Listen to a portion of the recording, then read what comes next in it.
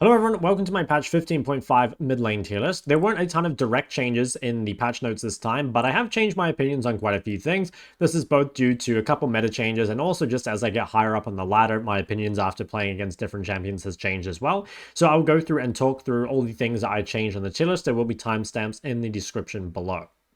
So first off, obviously, we have to talk about the actual direct changes. And the big one, or I guess the first one, is the Ambessa change. So Ambessa I had in A tier before. I think that she is still really good as a mid lane melee counterpick, but I don't think you want to blind her, and I think overall she is better as a top laner. So I just moved her from the bottom of B tier basically, or sorry, the bottom of A tier to the top of B. I still think you could make a solid argument for her as a counterpick, but she's just a little bit weaker than before. The thing is, this champ was so broken that it's possible it's still just an A tier, but since it is a counterpick to melees, and melees are generally not blinded as often, I think generally it's like a little less pickable, but at the same time, it's really important to have an AD champion in your pool, and definitely AD mids are kind of hard to come by. So this is, I would say, still a pretty good champ, and honestly, maybe it should be higher than B tier, but that's where I put it for now. Next one is Aurora. Now, I've got a lot of questions about Aurora. Is Aurora dead? Is it better to play other things? I still think Aurora is pretty good. So the damage here was only on AP scaling, so it didn't impact her laning phase at all, which is definitely pretty good. Because, laning phase is one of the things that Aurora, is very good at and also has a lot of options in, right? Like she can lane against the range champs. With her Comet Emax page, and obviously that hasn't been impacted here, at least only a tiny bit by the AP ratio. I think the ult change, I mean, it's definitely still I don't know, it is a nerf, right? But it's only on the borders, so that's like people leaving the ult.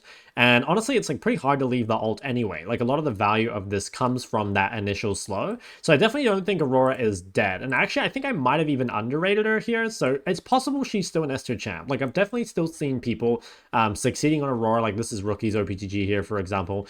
Like definitely people are still having a lot of success. Now, it's possible that it's better to play Ahri now as like your premier blind. And I'll talk about that later in the video. So basically, I would say, yeah, Aurora is still very strong. Maybe you could make an argument for her being lower in A tier because if her like premier blind pick status has been replaced by Ahri, then like she's lost a lot of value in that regard.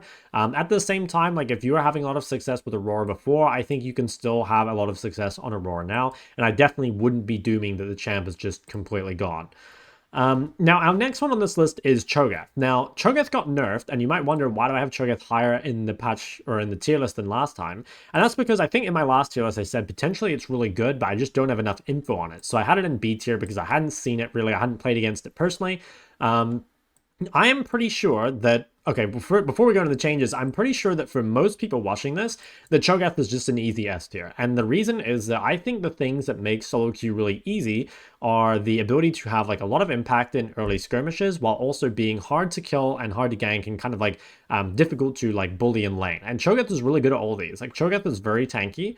He's extremely hard to push out of lane with the recall boost build combined with all his inbuilt sustain. And because of all your push, and again, you're like difficulty of being pushed out of lane, you're going to have so much more impact than the enemy mid at like all these early skirmishes. So like I said, I think for most people watching this, Cho'Gath is probably just an S tier because similar to champs like Galio or Garen, it just has a lot of like what makes solo queue simple. It makes it easy. I do think that maybe in like super high level play, Cho'Gath is not as good because I think there are definitely champs that can like match his push or bully him early. So things like Rise or maybe Aurora or, things with gang setup like Syndra. But I might even be underrating him here. It's possible that even in super high low play that he's actually still broken. But I definitely think for most of you watching this video, if you haven't tried the Cho'Gath build, you definitely should. Kerberos, I can link his Twitter in the description, has a really, really good rundown on how to play it with like the runes and build and stuff. So check that out in the description if you want to look into that. Now, scrolling down, did we have any other mids? I think there was a couple more. Oh yeah, so there's the Seraphine change. So Seraphine, I don't know if this really does anything. Like it makes her do a little bit more damage. I actually moved her a tiny bit lower on the tier list, and it's not really because, well, obviously she's like stronger than before. But I just think, again, the ability to kind of have prio and like impact in early skirmishes is pretty important. And even though Seraphine is really good scaling, similar to something like Zilean, she's an absolute terror in the mid game. I think that there's champs that can kind of do a similar thing like Karma or Ori while also having like much more pressure on the map early. So these are definitely grittier picks, and I'd say Seraphine is probably most at home in the ADC position. I think that similar to Mel, and I'll talk about that again later in the video, I think that these mages that kind of have like really good mid games, but like don't want to fight early either because they're weak in skirmishing or they don't get enough prior over their lane or whatever, can just be played bot lane, and basically you can get all the positives from these champs without really having the negatives. So yeah, I think Seraphine's a little better. I don't think this really makes much of a difference to mid, and I would say, yeah, I'm not a huge fan of this, mainly just because I feel like there are better options, but Seraphine's still solid, especially as a counter pick. Like if you can, manage to get prior into something really weak, then actually you're doing really well. And finally, the last direct mid lane change here we had was Zed. Now, I'm not sure if this like really does a ton. It definitely doesn't do much for him early, right? So it's like extra base damage, which is kind of nice, like 5, it's not nothing. And then extra bonus AD definitely like increases his combo a lot. In my mind, what makes Zed like strong or weak though is mainly the laning phase. So I think that like there's certain champs that just can't punish Zed in lane, right? He can rush, or he can run D shield, he can rush out of clips if he needs to, he can just farm from range, and again, certain champs can't punish that at all, and Zed just like gets him this mid game. He's really strong. Now he will be even stronger when he hits this mid game. At the same time, I think that like there's a lot of champs that can just like keep Zed under control, right? They either stop him from snowballing or they keep him under his turret for like the majority of the early game, and I think that definitely sucks. So in my mind, Zed is probably, I mean, I'm of the opinion that Zed counterpick is like pretty OP, and I think I was like of the opinion of that before too. I think Zed blind pick though doesn't really improve as a result of this, so I still think it's solid, but I do think you want to be counterpicking with it, and I also think that there's not a ton of champs up here that you would want to counter with Zed. Like the meta blinds are pretty good against Zed. That being said, there are things like Talia, which is really good for you. I think if you have like a ganking jungler, like if you're playing something like Zed Elise, you can definitely play into something like Syndra and it can be quite good. And if people do, blind like greedy picks that don't really punish the lane phase that well, and actually you can snowball off, I do think there's like a lot of value for Zed. So in my mind, underrated champ. But at the same time, be careful blinding him. And in general, it is harder to blind AD mids. At least I'm of that opinion. Now on to champs that haven't been touched directly, but I just kind of want to talk about. The first one is Ahri, and I've been spamming a ton of Ahri recently. I got EU Chow earlier this week, and a lot of it was off the back of Ahri blind pick. And I think Ahri blind pick is feeling insane. There's a lot of bad matchups, to be honest, but Ahri's a good neutralizer, and your gank setup means that a lot of these champs that do counter you in the 1v1, things like the Syndra, the Ori, the Viktor, can definitely be ganked and punished, or even if you can't, there are ways to kind of like neutralize and still have impact in the game. And also the bar of execution is much, much higher for the immobile champ. If they pressure you really well, they probably are in control most of the time, but if they make one mistake, they can easily be finding themselves, just dying on repeat with no flash, getting punished over and over. So I have this higher again, mainly due to these Aurora nerfs. I think that before Aurora was the premier blind. Now, something kind of interesting is there was definitely a lot of people experimenting with Ahri into Aurora before. I wasn't sold on this, but the reasoning basically was that with Ahri's W movement speed, you can often dodge a lot of Aurora's combos. And after trying it myself, I've kind of come around to it. I think Ahri is actually pretty solid into Aurora. I definitely don't think it's like a super hard counter or anything, but like you can definitely pick it into her and kind of use your mobility to survive any of Aurora's ganks and use your movement speed in lane in order to avoid some of the combos, and obviously you can easily match her wave clear. So because Ahri was like actually pretty good into Aurora, I probably should have put her a little higher on the last patch. But like I said, it feels like Ahri blind is probably the best on this patch, at least like from my experience. And there are matchups that you kind of need specific responses to. Like for example, you need to take bone plating if you play against like LeBlanc or Zed or Fizz or something. And there are some matchups where you might even run double movement speed. Like something I've been considering is running Celerity and a move speed shard up against Syndra, or rushing Mercs or something. So it's like there's still like a lot of knowledge, I guess, required in order to blind pick Ahri, but I mean, you're going to say that that's the same for any champ, right? And I am going to make a full in-depth Ahri guide soon, so hopefully I can go over some of that as well. I'll quickly mention Galio. I'm not sure if Galio should still be S tier. I've seen definitely less Galio recently, but I don't think it's any weaker, really. Like, I think the only reason we've seen less Galio is because a lot of the other champs are just like better blinds, and then it's like when you're counterpicking, normally you're not countering with Galio unless like you want to counter something like Akali, But I think what's happening is like people are blinding often Ahri or Aurora instead of Galio, and then Galio's just not really seeing play. But maybe with like Aurora nerfs, maybe you'll see more Galio. I still think it's a really good champ, and again, for most of you guys watching, I think these champs that are really hard to kill and are great skirmishes, things like Galio, Cho'Gath, Garen, I think these are really, really OP for solo queue because they're easy ease of execution is so low and their output is so high for the amount of input you have to put in. Next one to talk about is Zoe. So I still think Zoe is really good in solo queue, but I will mention that currently Zoe is bugged and is like virtually unplayable. So as of making this video, they still haven't fixed it. The bug is that Zoe's E, unless you hit it directly, does not actually sleep or do any damage. So if, for example, someone walks on a bubble that's on the ground, no damage, no sleep. Yeah, if you hit your E, but it's not quite direct and like the splash is what bubbles them, again, no damage or anything. So that makes Zoe a lot weaker because it means you have to directly hit your bubbles to do anything. And there's a lot of time in fights where people will walk over your bubble. And not only, like I said, does it not sleep, but there's actually 0 damage dealt because like just doing the initial damage is still a little bit, right? So yeah, I think Zoe is strong, and I think she's also like a pretty good counter to some of the things up here. Like I like Zoe into Talia, I like Zoe into Silas. I even like Zoe into Galio, like a lot of people have been playing that. But again, like currently with her being bugged, she's probably like B tier, potentially even C tier. But I'm assuming they're gonna fix this, I hope. But until that's been fixed, I would not recommend playing her.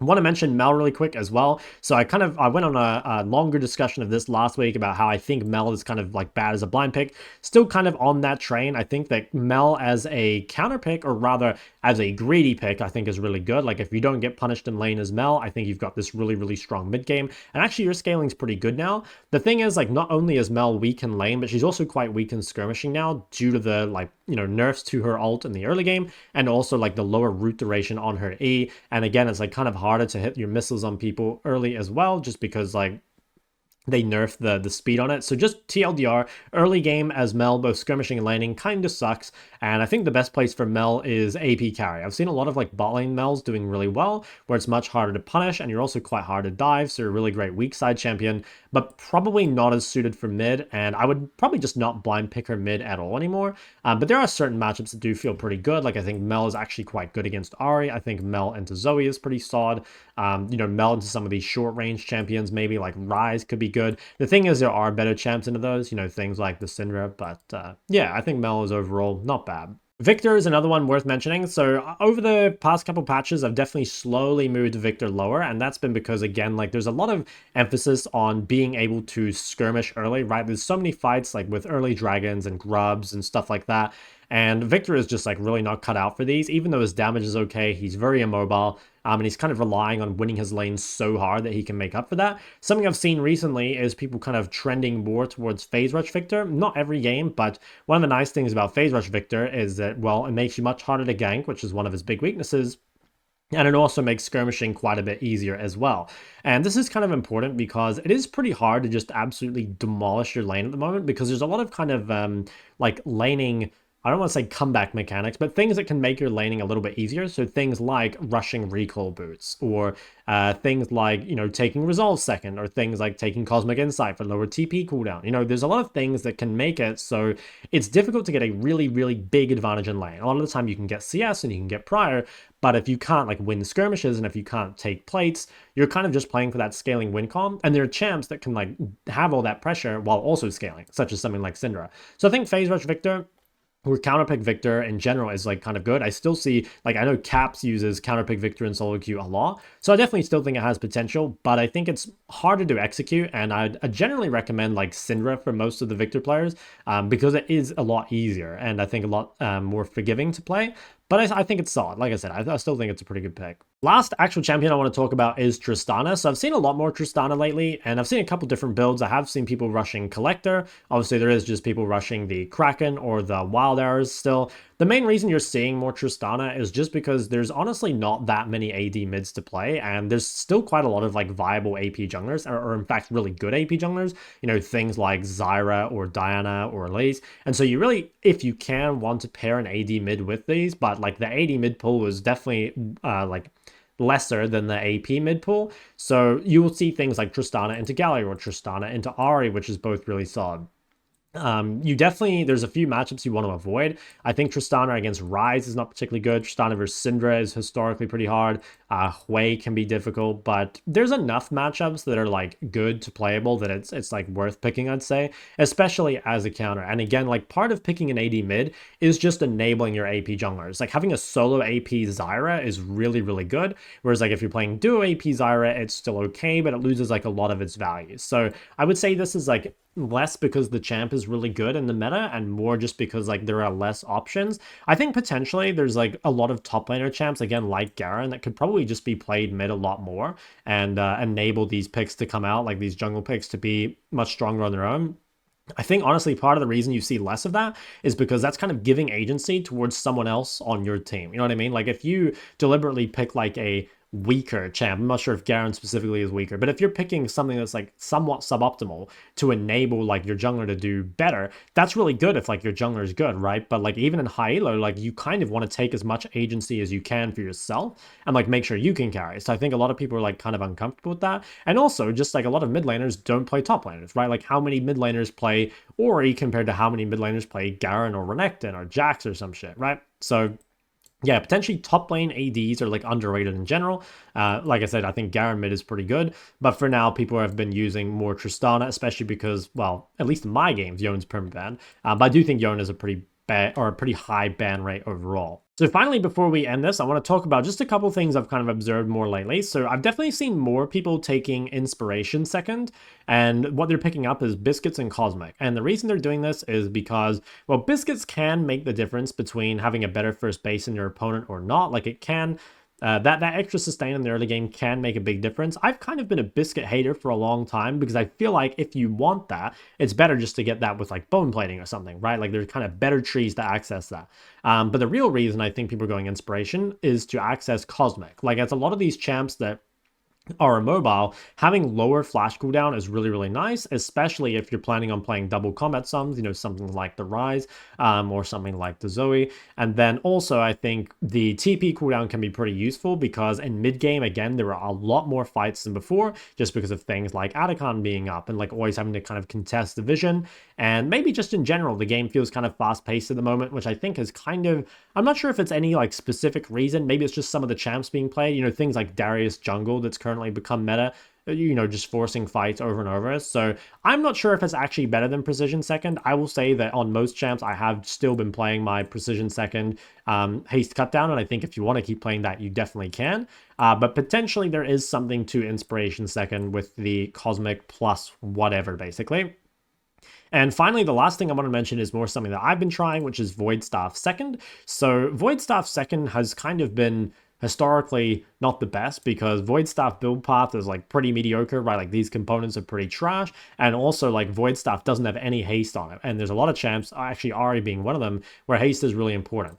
The reason I've started doing it is because it feels like MR is so accessible, and one of the big problems is being stuck on like halfway to death cap, for example, when the enemy team starts building MR, and that feels really bad. So something I've been doing is if I have like multiple APs on my team, like this game, I just go Void Second. Same with this game. Yeah, I have a Kai'Sa who's going to build AP, and I just built Void nice and early. It's felt pretty good, but I'm still kind of in the experimentation stage of this because previously it was better to do this by going Death Cap second and then going Void third. But honestly, what I've found is that the MR comes in so early that you just need that Void earlier. So again, that's kind of just like a random update. I've been doing it on a lot of different champs. Not 100% sold if it's like the best thing ever, but it's something I've been experimenting with. Oh, one more thing that I've been experimenting with. I don't think I did it this game. No, I can't remember which game I did it in. I have been trying out taking the movement speed shard with celerity, or even just the movement speed shard on its own. I think it could be good into skill shot heavy matchups, because like I think 2% MS honestly might be better than 9 adaptive force, but that's something I'll give you guys an update in the next patch. So yeah, if you enjoyed this video, go ahead, like and subscribe. Come to my Twitch and ask me any questions if you have any of those, or comment them down below. Thank you so much for watching. See you guys in the next one.